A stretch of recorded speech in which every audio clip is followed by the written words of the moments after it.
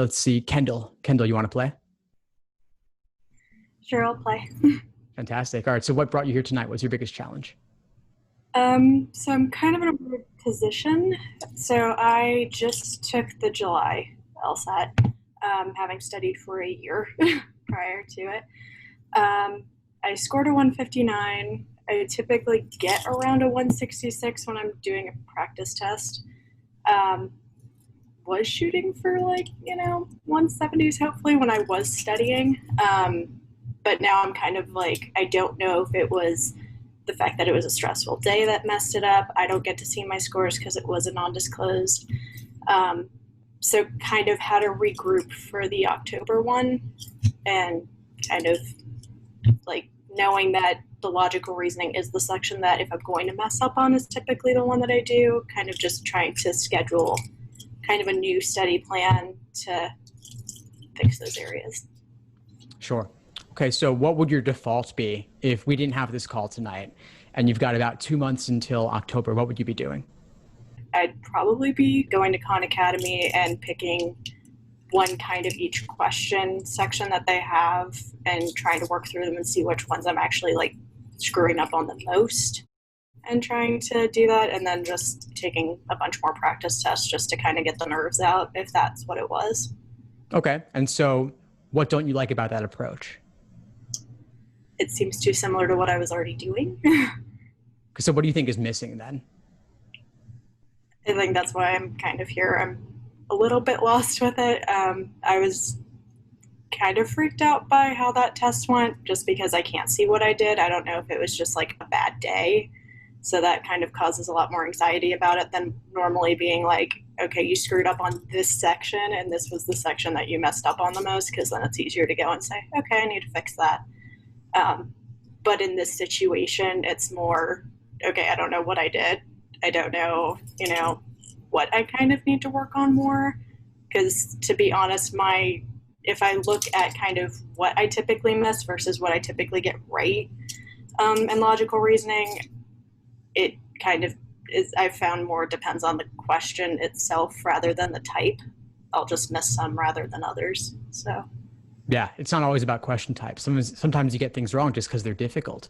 Right. Beyond a certain point, once you've got the fundamentals down, you may not always have a particular weak area, or you may get more flaw questions wrong because there are a lot of them to get wrong, not because you have a particular weak area in flaw questions.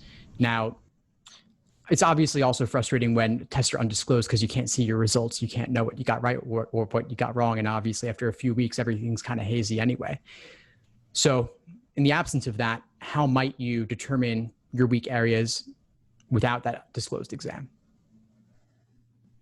I think again back to just going to Khan Academy and going through their sections that are specific types and seeing, kind of comparing them and seeing if I'm messing up more than others. I don't really have an idea after that. Yeah, I mean, you could use analytics from a place like Khan Academy. You could do another timed exam or two. Right. A timed exam that you do today is also a decent sample. I mean, it's one exam, just like the test that you took.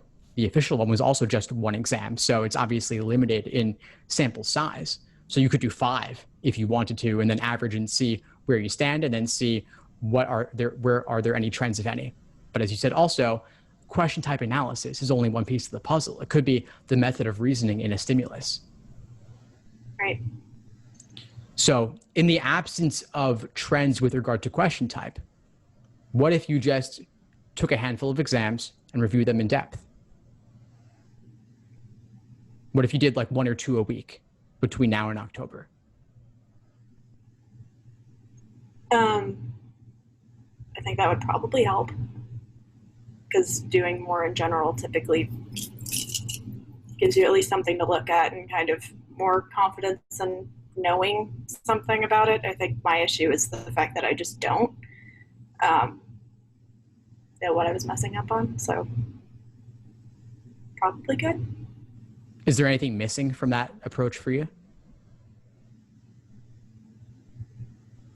I mean, there's always the option of it being, they are random. So if it doesn't have the kind of question I was messing up on, there might be some discrepancy to what I would end up focusing on. Perhaps. Yeah. I mean, if you do 2 a week though, you'll Yeah. be covering a decent number. Maybe evaluate the argument questions only come up once in a blue moon, so you won't encounter too many of those, but they're also quite rare anyway. And the good news is that for a question type like that, again, it's not all about question type, first of all. So methods of reasoning span a wide variety of question types. And that one in particular straddles the line between strengthen and weaken. So if you do strengthen and weaken, you'll get better at evaluate at the same time. Yeah. I want to invite others to chime in on this. Study plans for October. Imagine a lot of you are taking October. So curious to hear other thoughts from what others are doing. I'm not taking mine in October. I think my plan is going to be to take mine maybe February. It gives me enough time to study again. I took mine in July, and I was thinking, hey, I'm doing good. I was doing good on the logic games, studying wise, and self-preparing, doing good on the logical reasoning. But my biggest challenge was reading comp. Like, I know that comes so easy for everybody else, but that's the toughest part for me. And I'm just, I know that my last score was really low. It was 139. But I know that once I get the reading comp where it should be, I know I'll get 170 or even higher. And I'm not just saying that. I'm actually, because like I said, the logic games for me were pretty simple.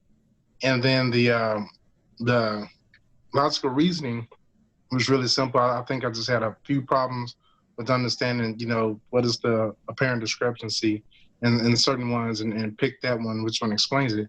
But as far as reading comp, even when I'm slowing it down and trying to, just figure it out and see what the test taker is saying or what, how to beat the test taker or the test maker, I just completely bomb it.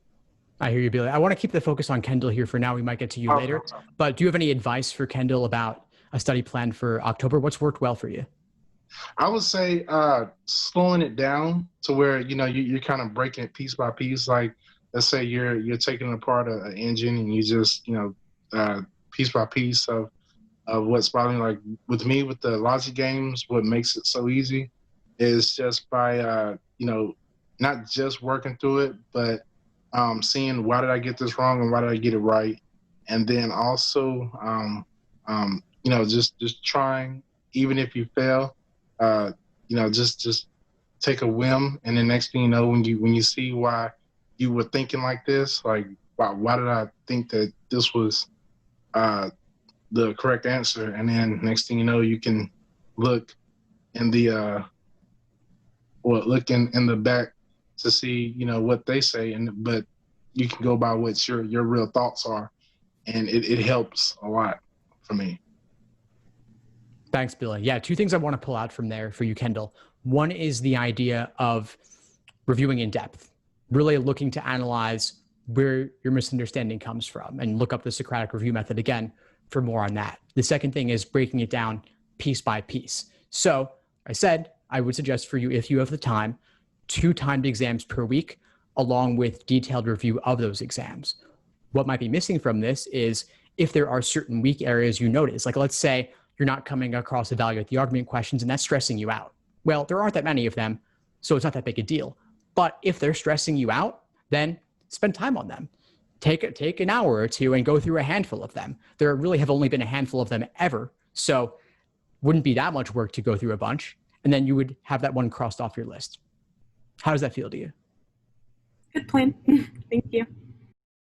Thanks for tuning into the show. Please subscribe if you haven't done so already to be notified of new episodes as I release them. And feel free to reach out if you need anything at all as you move forward with your prep. I'm happy to help however I can. In the meantime, I'll wish you all the best and take care.